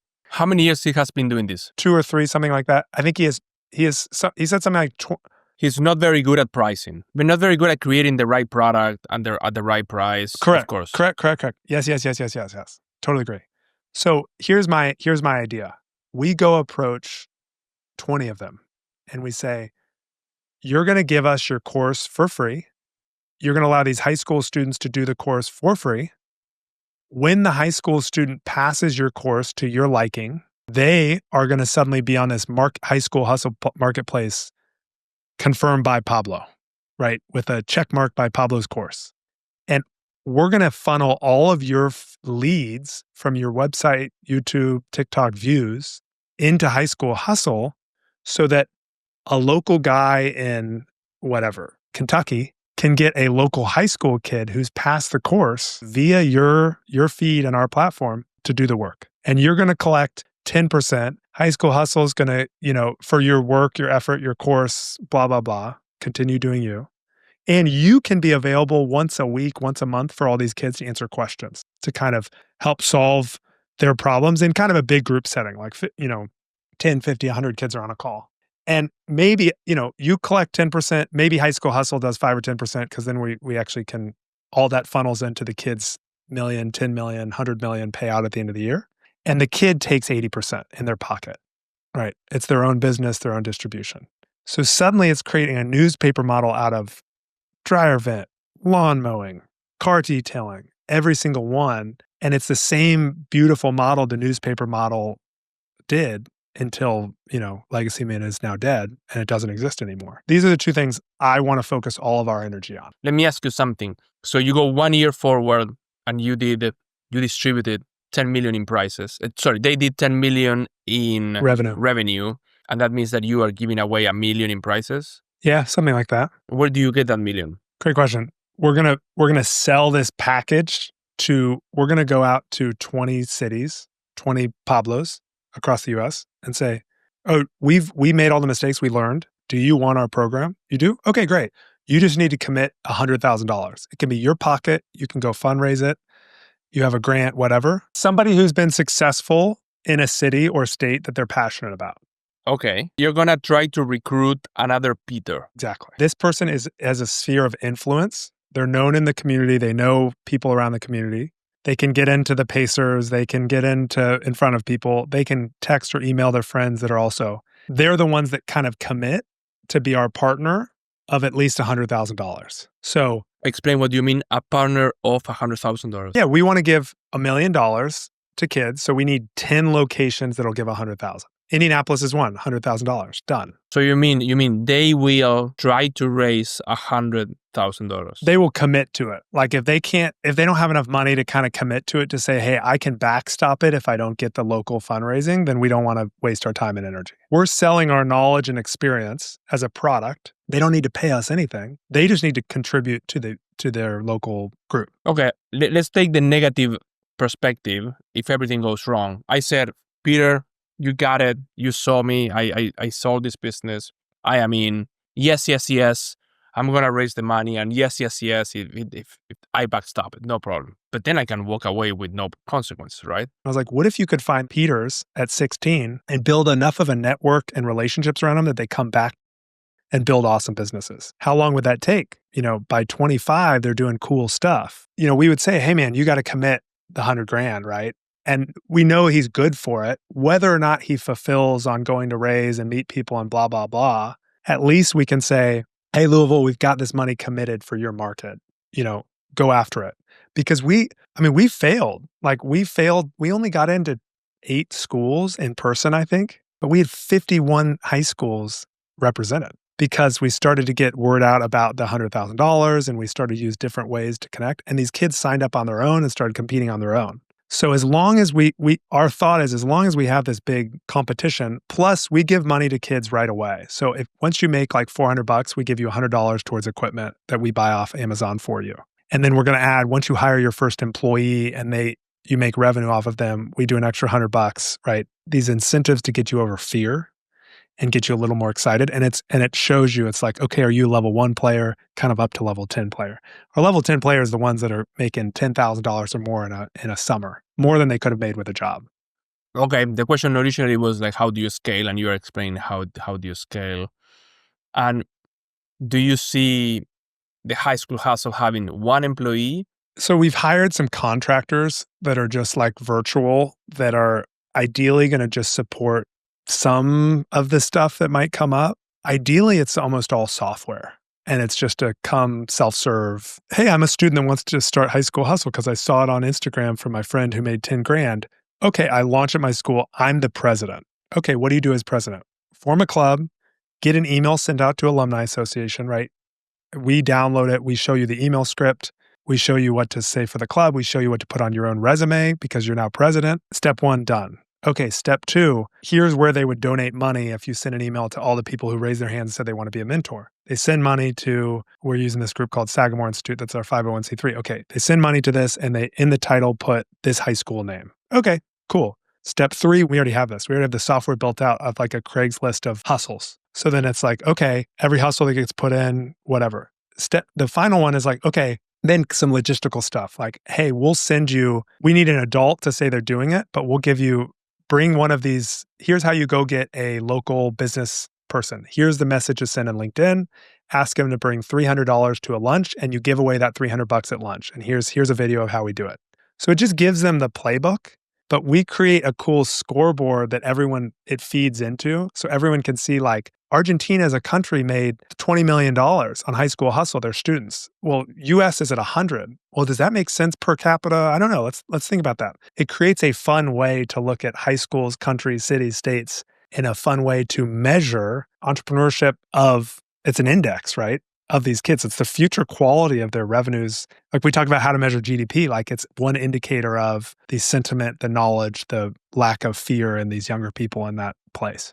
I love it. How do you make this self-sustaining rather than dependent on the generosity of these entrepreneurs, successful people around the world? Beautiful question. I think it's the newspaper models. If we can clip 10%, if we actually provide real value where these kids have now courses and a content leader that's answering questions, helping them get up and running. So we're in the middle, right? So you've got content generator has the knowledge and content, but what do they not have? They don't have people that will go do the work, right? They can't service the whole United States or the whole world. Well, we bring the labor force that's hungry, young, and willing to do it. We're the clearinghouse. I think of it like Apple. Apple's a monopoly on the internet, right? Any app that makes over $1 million, they take like 30% of all revenue. We want to create the Apple Play Store of newspaper hustles. right? So it's an Apple app store. So I go on, I'm Pablo, I'm in Argentina. I'm like, dryer vent sounds interesting. Blah, blah, blah, blah, blah. Oh, you could be up and running in like, a weekend, doing the course, getting the certification, and then suddenly you're getting jobs. We could do it with girls and doing nails, right? Your nail painting. We could do. But just to simplify your answer, what you are saying is, I go, you find these influencers that have courses, they give those courses to the community for free, and they do an Ask Me Anything every Friday that gets recorded and uploaded and so on to serve all the students around the world that chose that specific course. Once they finish, they get like a badge of certification that they finished that. And what you are saying is you take a cut of the revenue that kid generated because they did that course. And you are saying the creator also gets a cut? I want to clarify. If Pablo created his own hustle that we have no involvement in, we take nothing. It's all them. Great job. Hand clap, pat on the back. If it's a hustle where they got, one, the certification from our content creator, but two, we brought in the customers from their content generated leads. So now every time Pablo does a video on cleaning a car, and he's the biggest car cleaning YouTube guy, he says, don't forget, my high school hustle kids are certified in your local market. Check to see if you have a local one. Boom. It funnels through High School Hustle into, his certified community that we've brought, right? We've created this whole community. Those individual deals, let's say they generate $150 cleaning a car. Okay, great. 10% of that, 10% something goes to the content creator, 10% goes to High School Hustle and creates the funding. And this is for the lifetime of the competition, or you think that, okay, this keeps going? If you keep getting booked by this platform that you guys are creating? We'll automate all of it. So like as long as it's on our platforms and we generated value for them, yeah, we'd probably do it. But if they go around us or find their own new platform or whatever else, like we're not. Yeah, good for you. Good for you. And I think realistically, a lot of people are like, well, what about these businesses taking off? It's like 99.9% of these businesses will ultimately fail, just like all of my early hustles. It's the learnings and the growth, right? And the muscle of not having fear of failure. That's the value. But I got it. What you are doing is you are the marketplace. That's it. Where people can show put their courses, where people can learn from those courses. That becomes a certified worker in that niche. But in addition, you are providing the booking place for all the traffic from this content creator. Go and book here in the High School Hustle platform, the marketplace, and you get a cut every single transaction that happens there. And the creator also gets a cut of that. That's it. Nailed it. That is good. The only way I can explain it is Apple puts apps, content, and they charge every time somebody makes money on these apps. We're putting up content and we're charging for revenue generated through that. It's different. You think so? Yeah, because you have a booking platform. You have a learning platform here where you have teacher and students. This is a funnel. From here, 1,000 people sign up, you're going to have 100 people. Yeah. Or 500 people that become certified bookable people across different cities and so on and so on. And then then the creator needs to send traffic.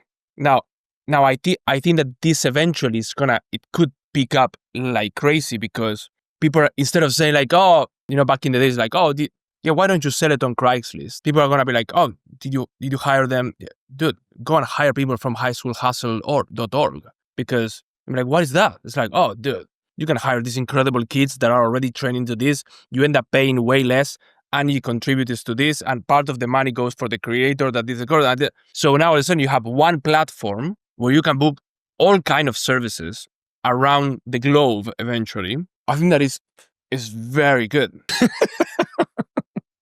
I don't get that from Pablo. No, but I think that is very good. Now, what are you doing? Me? What do you mean? Day to day? Very simple question. I don't know why we need to stress about it. Which part of my doing? Sometimes I'm like, dude, English is my second language, not yours. Like, what are we talking about here? Related to High School Hustle? Yes. Oh, dude, where do you think these ideas come from? This is me like thinking through the problem from every direction. In addition to thinking, what else do you do? I'm directing. These ideas are a delusion unless they're executed on. So I'm directing the executor I'm a visionary in EOS. That's probably the easiest way to Okay. explain it to you. This has all been like literally failing. Let's say that right now you find it. Let's say that I am, right? And I live in whatever, Texas. I'm like, I want to do it. Do you have the whole process so I can sign up and commit and sign whatever I need to sign and so on and so on, or not yet? The priority is, where are the 10 markets we want to focus on? Who are the key people? That's interesting. Why not going into create a software and then we go to try to find these people, no matter in which market? Because right now you are. So if what is the limitation? Is the limitation the software? Is the limitation the markets? I want to explain. What you're saying, yes. We'll have the software where a kid can say, I want to be a campus president and start high school at my high school. Totally software. But not only that one, then you need also the Peter and Scott, right? You need these two. Those guys, we will not need them in time. We need them this year. What you are saying is what you need is a kid that is going to take the job to be a president. And then that kid is going to be able to speak with the school. The school is going to send emails to try to raise money. But if they don't raise 100,000, which is a lot of money. Sorry, two different things. The school doesn't have to be 100,000. The school could be 5,000. It could be 3,000. We don't care. That is a microcosm of its own. Think bottoms up, right? We don't want to be big government. One of our key values is decentralized, not deep state. So we don't want to be deep state big, truly. And we challenge each other on this. We're decentralized. A high school in Buenos Aires could start tomorrow. Like we will have it where the platform could start tomorrow, their own ecosystem run. We don't care. So then why do you care about choosing the 10 cities? Because we tested going deep in a market and we saw how powerful it was for this state when you get somebody like Scott and Peter, even better, Scott and Peter combined, pushing as well, right? And the money, so the last thing is we've announced we're going to give away $1 million this year, right? We want to make sure we can get there. I don't think we'll do that forever. I don't think we need Pablos and Scotts and Peters. I think we can find them and, that's nice to maybe have a role. Eventually, it'll be much more decentralized where it's just Pablo in Argentina launches his own high school. But we need a big money. We want $1 million or more given high school students for sure, like guaranteed. Bro, I love it. All right. Love you, brother.